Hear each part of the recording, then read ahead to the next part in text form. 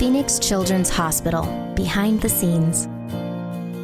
The Emily Center Family Health Library at PCH has served trusted medical information to over 1 million people since 1990. I'm Martha Maurer with KTAR News and Arizona Sports, and today I am joined by Joy McLeod. Joy, you are the health information specialist here at Phoenix Children's Hospital in this particular area. Tell us where we are. You are in the Emily Center Family Health Library. Welcome. Yeah, thanks. And so behind us, you can see there are tons of books, tons of resources. So by its name, it's a library. Mm-hmm. But tell us why it's a little bit different than just a library that you go to in your neighborhood. Right. Well, I want you to know that we are the leaders in health information. We are registered nurses here, special training from the consumer information specialists at the National Library of Medicine, and we work together with our bilingual staff. I'm one of the registered nurses, so we get information for families in the hospital. We get information for consumers out there in our community. We get information for our specialty teams in our outpatient and inpatient clinics, and we serve the whole Arizona, and we do it all for nothing.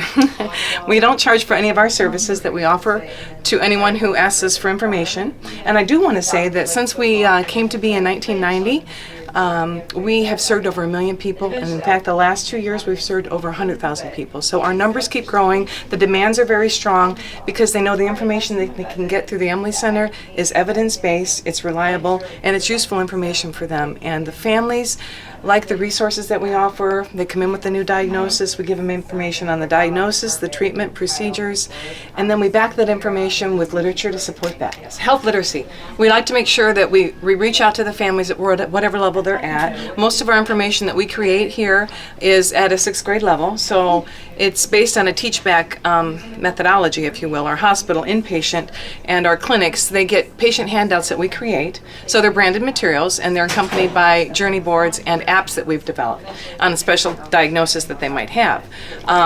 So that supports them at the bedside. And then they can come into the library, the families can ask for information, physicians, care providers, anybody can ask us for information. And so on the other end of that is we'll sit with the families and we'll have a discussion with them, and we personalize the information depending on what their special needs are. So as an example, autism for you, 1 in 68, and those numbers are changing to become even more frequent than 1 in 68 according to the new literature that's out, is different from you and your family as it would be for you and your family. So we sit with them and we have a discussion about what the special needs are for them and how we can individualize that health information to make it useful and purposeful to meet their needs.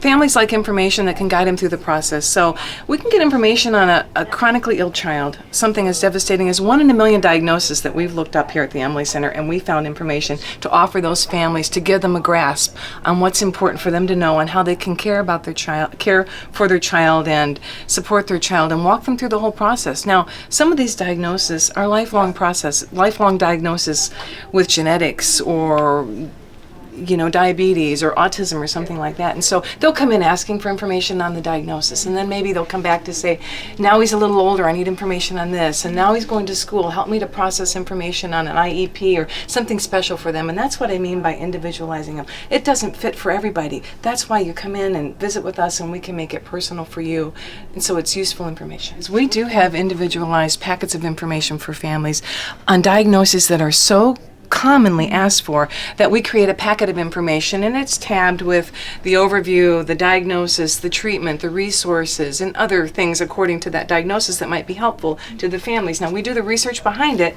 and we've done a needs assessment. So we've learned from the individuals asking for the information and from our specialty docs that we work with in sync so that we can provide evidence-based information, so when they review the information with their families from our multiple clinics that we have here at the hospital, that they can be reassured that the information is not only accurate and evidence-based, but it's also current. We update these. Sorry, go ahead. No, and I was going to say it's easy, it's fast, it's ready for them. Yes, and it's a language that they can read and understand and process. Absolutely. And of course, they can always come back to say, yeah, that was really great. Now can you get me some information on this? Or I read that article. Could you get me something else on, something related? So it's exciting. I have to tell you that I've been honored to serve our families in this community for 29 years at the hospital here at Phoenix Children's Hospital, and for 11 years at the Emily Center, and it's an honor and a privilege to serve our community and our families. Do you ever have children, maybe the siblings of those who are here at the hospital or are coming in for treatment, that also want to learn more about what their, sister or brother are going through? And how do you help them? Because this again, the medical lingo, even if you kind of numb it down for parents, may be a little bit difficult for the kids. That's a great question. So we have a children's section. In the children's section, as any section here in the library, you're in the adult section here where everything is A to Z, so it's alphabetized topic heading, so they can find it. ADHD would be under A for autism, it goes on down the line.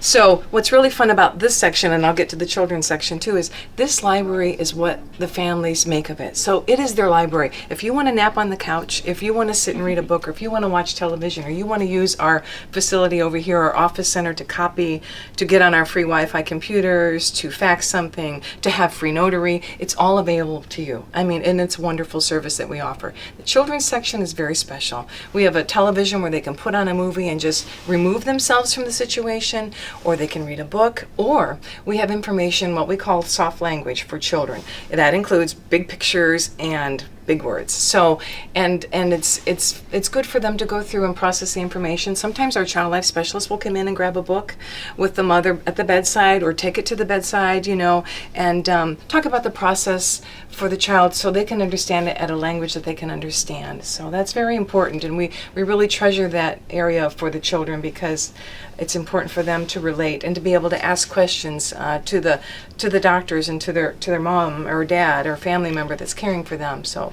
yes. And I imagine that you have families that are not from Arizona and perhaps speak even different languages. What kind of resources do you offer? That's a good question too. So we do serve a diverse culture here, and we try to meet everybody where they're at. We have some diagnosis that can be very devastating to families, and just to understand the concept behind that diagnosis and how they can better care for their child, we do have services available where we can get information translated for them. We also have a phone line that can talk to the families in their comfortable language. And we do have most of our handouts, all of our branded handouts are in Spanish and English, because we have a large serving to those communities, and so we try to make sure that we provide that information to them as well as other languages. So we do our very best to get that information to them at the level that they can understand, so they can care for their child. The GiveAthon for Phoenix Children's Hospital is coming soon. Text GIVE to 411-923 and find out how you can become a champion of hope for PCH.